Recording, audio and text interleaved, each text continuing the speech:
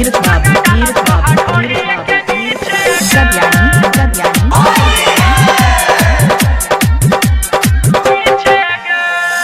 आई होली केहू न बोली डाला रंग रानी खोली के चोली और डाला तोहर नीचे गे दुनो जंघावा के बीच बीच गे रंग डाला तोहर ढोड़ी के नीचे गे आई होली केहू न बोली डाला रंग रानी खोली के चोली और डाला तोहर नीचे गे दुनो जंघावा के बीच बीच गे रंग डाला तोहर ढोड़ी के नीचे गे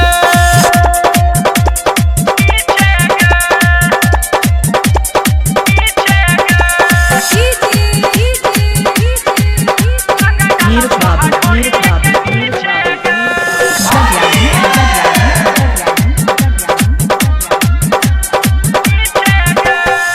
बटे मोर पिचकारी बड़ा बड़ा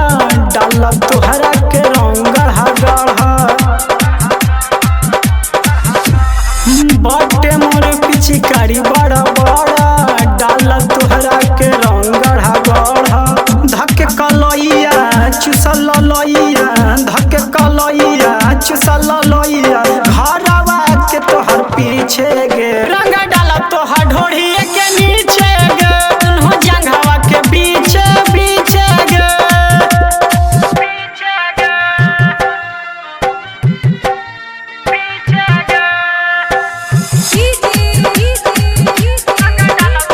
वीर बाबू